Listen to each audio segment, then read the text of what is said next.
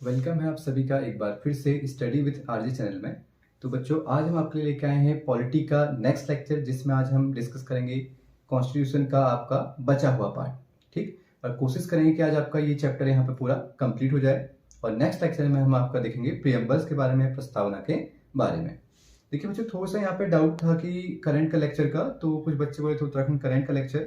तो अभी यहाँ आप लोग का कोशिश करेंगे कि इस सैटरडे और संडे में से एक दिन हम आपके उत्तराखंड की करंट के लेक्चर का लेके आए, और एक हम लेके आएंगे आपका ऑल ओवर इंडिया करंट, जो आपके सभी आने वाले एग्जाम के लिए हेल्पफुल रहेगी, चाहे वो आपके एसएससी के हों या चाहे आपके यूके पीएससी के हों या आपके यूके ट्रिपल एससी, कोई भी एग्जाम होते हैं तो उनमें आपकी काफी ज्यादा हेल्पफुल रहेगी।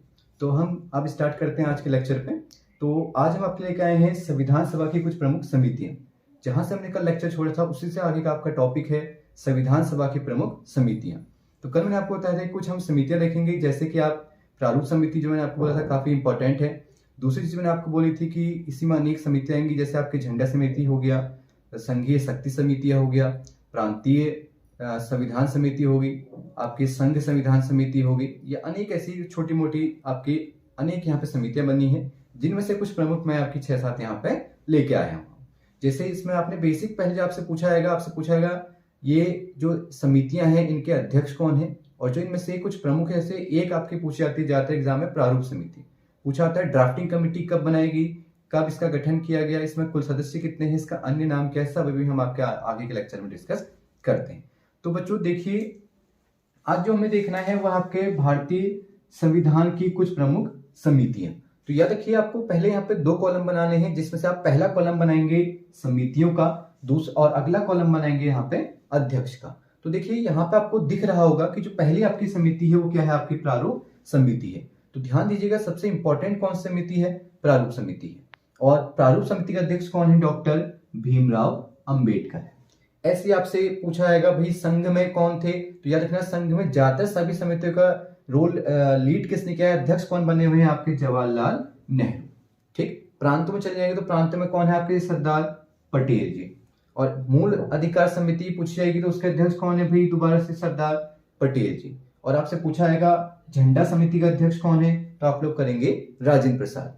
अब याद ध्यान दीजिएगा बच्चों कि यहाँ पे बच्चों को थोड़ा सा कन्फ्यूजन होता है, कहां पर, झंडा समिति में। क्यों, क्योंकि आपके संविधान में 2 झंडा समितियां हैं, एक है आपकी झंडा समिति, दूसरी कहीं पे आपको लिखा मिलेगा आपकी छोटी झंडा समिति, जिसमें आप लोग नाम सुनते हैं जेबी कृपलानी का। तो याद रखना, अगर ऑप्शन में आपको मिल रहा है झंडा समिति का अध्यक्ष कौन है और वहां पे ऑप्शन में आपको राजेंद्र प्रसाद नहीं मिलता है, तो तब आप लोग जेबी कृपलानी को आंसर करेंगे। और अगर वहां पे जेबी कृपलानी नहीं है और राजेंद्र प्रसाद है, तो आप लोग क्या करेंगे, राजेंद्र प्रसाद के साथ ही जाएंगे। ठीक है बच्चों, आई होप आपका यहाँ पे डाउट क्लियर हो गया होगा। आगे चलते हैं, देखते हैं आपकी जो प्रारूप समिति है इसमें मेन पॉइंट आपके क्या क्या है। देखिए, प्रारूप समिति सबसे पहला आपका पॉइंट देख रहे होंगे, संविधान की सबसे प्रमुख समिति है। यानी प्रमुख होने का रीजन यही क्या करेगी, संविधान का पूरा एक ड्राफ्ट यहाँ पे तैयार करेगी, इसलिए आपकी क्या होगी, मोस्ट इंपॉर्टेंट यहाँ पे हो चुकी है, संविधान की सबसे प्रमुख समिति हो गई है। दूसरा आप लोग देखेंगे अध्यक्ष, मैं आपको बता चुका हूं, डॉक्टर भीमराव अंबेडकर है। तीसरा देखेंगे कुल सदस्य कितने हैं, तो आप लोग जानते हैं, यहाँ पे आपको दिख रहा होगा इसमें कुल सदस्य कितने हैं आपके बच्चों, 7 सदस्य हैं। आगे आप लोग देखेंगे इसका अन्य नाम क्या है, तो आपको लिखा हुआ मिलेगा पांडुलेखन समिति के नाम से इसको आप लोग यहाँ पे जानते हैं। और अगर आपसे पूछे इसका गठन कब हुआ है, तो आप बोलेंगे 29 अगस्त 1947 को इसका क्या हुआ है, आपका गठन हुआ है।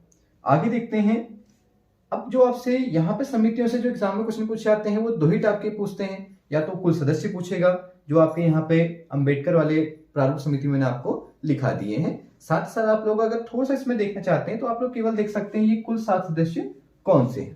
ठीक, बाकी इसमें यहाँ पे इतना मेरे हिसाब से आपके एग्जाम के पॉइंट ऑफ व्यू से सफिशियंट है।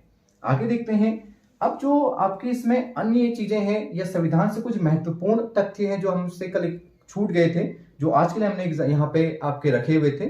तो इसमें आप लोग देखेंगे, जैसे आपसे पूछा आता है भाई संविधान के पिता के रूप में किसे जाना जाता है, तो आप लोग करेंगे डॉक्टर भीमराव अंबेडकर। दूसरा पूछा जाएगा संविधान आपका कब अंगीकृत किया गया, यानी संविधान बनकर कब तैयार हुआ, तो आप लोग आंसर करेंगे यहाँ पे उसकी जो डेट आएगी वो आएगी आपकी 26 नवंबर 1949 को। ठीक है बच्चों, और याद रखना इसी दिन, किस दिन, 26 नवंबर को आप लोग लॉ डे या विधि दिवस के रूप में आप लोग मनाते हैं। ठीक, अब देखिए यहाँ पे ना आपको समझा दिया है, याद रखना अंगीकृत यानी बनकर कब तैयार हुआ है।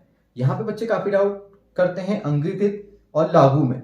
जब पूछा आता है संविधान लागू कब हुआ तो ये डेट आंसर कर देते हैं कब, 26 नवंबर 1949। तो याद रखना 26 नवंबर 1949 को केवल क्या किया गया है आपका, अंगीकृत किया गया है या तैयार किया गया है, ठीक। लेकिन इसको जो आपका लागू किया गया है वो कब किया गया, 26 जनवरी 1950 से लागू किया गया, ठीक है। अब देखिए यहाँ पे इतना गैप क्यों रख दिया। अब आपके दिमाग में क्वेश्चन उठ रहा होगा कि यार सर ने बोला यहाँ पे तैयार तो हो गया है, जैसे आप लोग होते हैं पार्टी में जाना होता है, तैयार हो जाते हैं तो पार्टी में चले जाते हैं, ठीक है। तो वैसे आप लोग सोच रहे हैं कि यार यहाँ पे ये इतना ज्यादा गैप क्यों रख दिया है कि इस दिन क्यों नहीं लागू किया। तो याद रखिए जैसे आप लोग अपने पार्टी में जाने के लिए अपना फ्रेंड का वेट करते हैं तभी आप लोग पार्टी में जाते हैं, अकेले नहीं जाते हैं, उसी प्रकार यहाँ पे आप लोग की एक घटना हुई थी कि आपका इंडियन नेशनल कांग्रेस के 1929 के लाहौर अधिवेशन में जेएल नेहरू द्वारा रावी नदी के तट पर झंडा फहराया जाता है और पूर्ण स्वराज की मांग की जाती है और बोला जाता है कि हम अब से कब से 26 जनवरी से, ठीक है, 26 जनवरी से क्या करेंगे, आपका स्वतंत्रता दिवस मनाएंगे। याद रखना बच्चों मैं बोल रहा हूं स्वतंत्रता दिवस,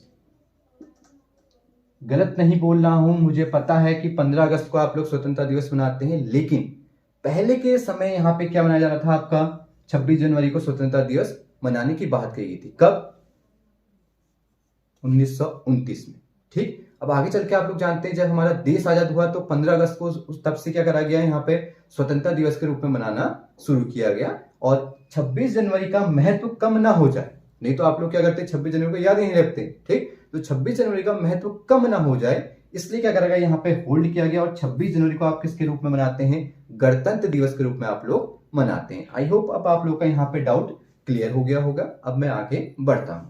तो देखिए आगे आपसे कुछ बेसिक सा क्वेश्चन पूछाता है कि संविधान बनने में कुल कितना वर्ष लगा था। आप लोग करते हैं 2 वर्ष 11 माह 18 दिन, जो बच्चों को सभी को क्या रहता है, याद रहता है। अगला आप लोग देखेंगे कुछ नए पॉइंट आप लोग जो आपने आई होप पहले सुने भी हो सकते हैं, नहीं भी सुने हो सकते हैं, कि एक नाम आता है प्रेम बिहारी रायजादा और Nandlal Bose. Most of important है, अच्छे एग्जाम में यहां से क्वेश्चन पूछा जाता है कि बताइए संविधान के पृष्ठों की सजावट किसने की, तो आप नंदलाल बोस करते हैं। अब पूछा आता है संविधान के सुलेखक, यानी जो आप संविधान आपका तैयार हो गया है, जो अम्बेडकर जी तैयार कर दिया, उसको लिखने के लिए भी कोई चाहिए है, ठीक है। तो जो उसको लिखने के वाले व्यक्ति हैं वो कौन है भाई, आपके प्रेम बिहारी रायजादा, ठीक। काफी अच्छी हैंड राइटिंग थी इनकी, इसलिए इनको क्या बोला जाता है यहाँ पे आपका संविधान का सुलेखक बोला जाता है, ठीक है बच्चों। आई होप आपके ये 2 पॉइंट भी यहाँ पे क्लियर हो गए होंगे। अगला चलते हैं, देखिए कुछ संविधान की आपकी विशेषताएं मैंने आपको बताई थी कि जैसे आपके संविधान के कुछ प्रमुख स्रोत वो भी क्या आते हैं, हमारे संविधान की विशेषताओं में आते हैं। अब उसके थोड़ी बहुत यहाँ पे विशेषताएं छूट गई थी कि जैसे कि जो हमारा संविधान है, जो भारत का संविधान है, ये विश्व का सबसे बड़ा और क्या है, लिखित संविधान है, ठीक। आपसे पूछा है एग्जाम में कि सबसे बड़ा लिखित और सबसे बड़ा संविधान किस देश का है, तो आप लोग भारत ही आंसर करेंगे, ठीक। अगर पूछाएगा सबसे पहले लिखित संविधान किसका है तो आप लोग करेंगे अमेरिका। सबसे पहले पूछाएगा अलिखित संविधान किसका तो आप लोग करेंगे आंसर ब्रिटेन, ठीक। और एक चीज और छूट जाती है कि जो आपका भारतीय संविधान है उसकी विशेषता में आप लोग एक पॉइंट और याद रखिएगा कि जो भारतीय संविधान है ना तो कठोर है और ना ही लचीला है, ठीक। आपसे पूछा है कि इसकी प्रकृति कैसी है भारतीय संविधान की, तो आप लोग बोलेंगे कि ये ना तो कठोर है भाई, ना ही ये लचीला है, आपका मिला जुला है, ठीक। तो आई होप आपका यहाँ तक क्लियर हो गया होगा, आपको इसमें कोई डाउट नहीं होगा। अगर आपको कुछ डाउट होता है तो आप हमें कमेंट सेक्शन में पूछ सकते हैं। अब देखिए अगर आपसे पूछा है कि भारतीय जो संविधान है इसका नाम क्या है, तो याद रखना इसका नाम आपका क्या बोला जाता है, भारतीय संविधान ही बोला जाता है और इंग्लिश में इसको आप लोग बोलते हैं द कॉन्स्टिट्यूशन ऑफ इंडिया। अब जो हम ये चीज बोल रहे हैं ये अपने मन से नहीं बोल रहे हैं बच्चों, ये आपका लिखा गया है 393 में, ठीक। तो इसमें आपको बताया गया है कि आपका जो भारतीय संविधान है या जो आपके संविधान का नाम है भारत के वो क्या है, तो भारतीय संविधान है, जिसे आप लोग जानते हैं द कॉन्स्टिट्यूशन ऑफ इंडिया के नाम से।